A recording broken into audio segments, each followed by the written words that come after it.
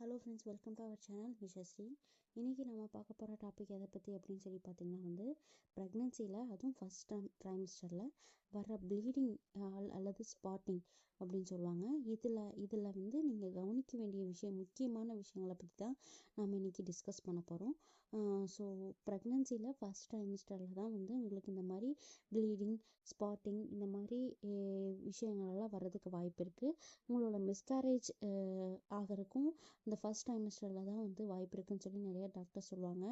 So அதனால் அந்த மாதிரி ஒரு வேளை திடீர்னு உங்களை ஃபஸ்ட் ட்ரைமிஸ்டரில் இந்த மாதிரி ப்ளீடிங்கோ ஸ்பாட்டிங்கோ வந்துச்சா என்ன பண்ணணும் அப்படிங்கிறத பற்றி தான் நம்ம வீடியோவில் பார்க்க போகிறோம்.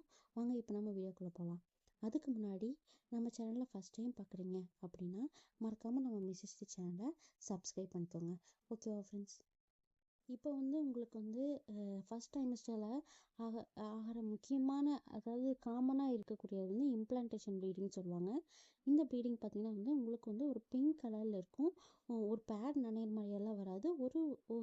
ஒரு லைட் பிங்க் கலரில் கொஞ்சமாக ஒரு கை எவ்வளோ லைட்டாக பேண்டிஸ் நனையிற மாதிரி வரும். சரிங்களா? இது காமன்.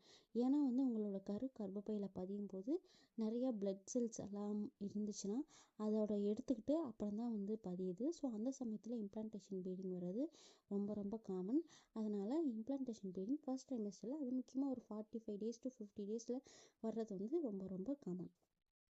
இது பிங்க் கலரில் இருக்கும். ஆனால் உங்களுக்கு அந்த மாதிரி 45 days 50 daysலேயும் உங்களுக்கு நல்ல ரெட் ப்ரௌனிஷ் கலரில் அதிகப்படியான ஒரு பேட் அதிகம் நனைகிற அளவுக்கு வந்துச்சுன்னா கண்டிப்பாக நீங்கள் உங்கள் டாக்டரை போய் செக் பண்ணணும். அடுத்தது பார்த்திங்கன்னா உங்களோட வெஜினல் இன்ஃபெக்ஷன், அதாவது முக்கியமாக இந்த ஐவிஎஃப்லாம் நீங்கள் பண்ணுறீங்க, இல்லை உங்களுக்கு மிஸ்கேரேஜ் சிம்டம்ஸ் இருக்குது அப்படின்னாவே உங்கள் டாக்டர்ஸ் உங்களுக்கு வெஜினலில் ப்ரொஜெஸ்ட்ரான் டேப்லெட் கொடுப்பாங்க. ஸோ அந்த ப்ரொஜெஸ்ட்ரான் டேப்லெட்டை நீங்கள் ரெகுலராக வச்சுட்டே இருக்கீங்க அப்படின்னா உங்களுடைய அந்த அடிவழியாக வைக்கிற அந்த இடத்துல சின்ன இன்ஃபெக்ஷன் வர்றதுக்கு வாய்ப்பு இருக்குது.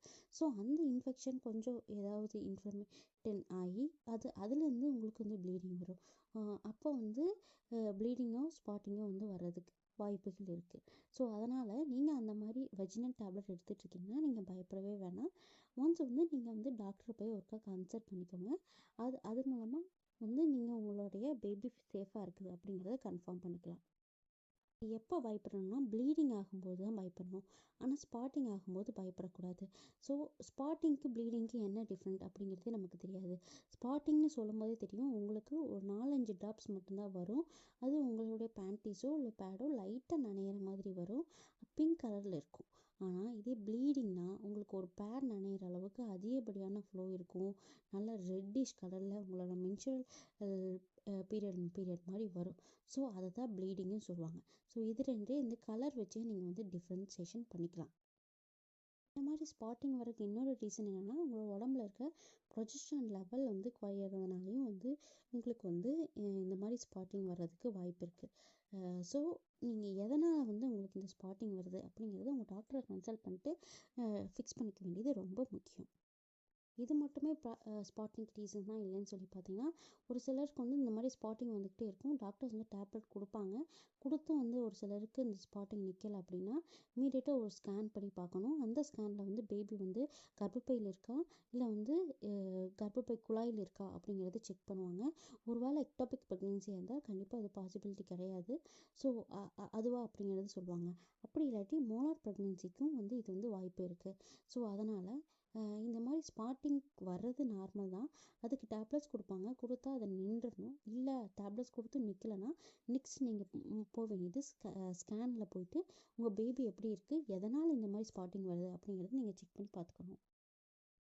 ஃபஸ்ட்டு அதேமாரி உங்களுக்கு ஸ்பாட்டிங் இருக்குது அப்படின்னா நீங்கள் ஃபஸ்ட்டு செய்ய வேண்டிய ஒரு விஷயம் பயப்படக்கூடாது. இது ஜஸ்ட் ஒரு நார்மல் ஸ்பாட்டிங் தான், இதை நம்ம தாண்டி வந்துடலாம் அப்படின்னு சொல்லிட்டு நீங்கள் பயப்படாதீங்க.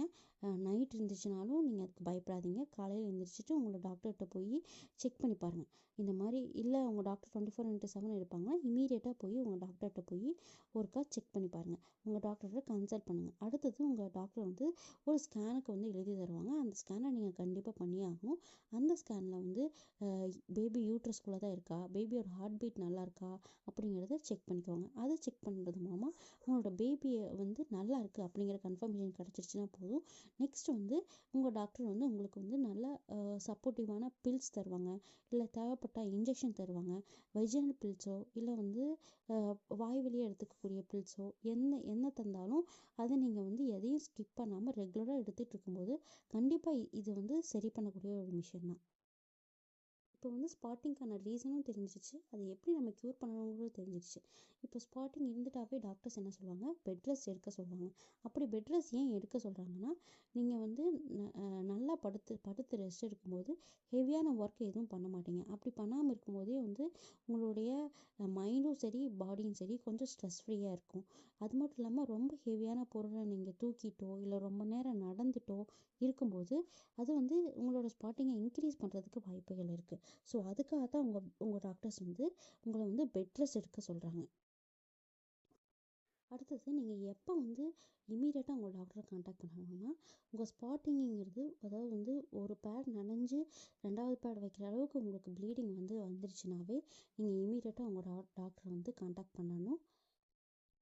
அடுத்தது வந்து ரொம்ப ஹெவியான அப்டாமினல் கிராம்ப்ஸ், அடி வயிற்று வலின்னு சொல்லுவாங்க. அது ரொம்ப ஹெவியாக இருந்துச்சுன்னா கண்டிப்பாக நீங்கள் வந்து டாக்டரை வந்து இமீடியட்டாக கான்டாக்ட் பண்ணணும்.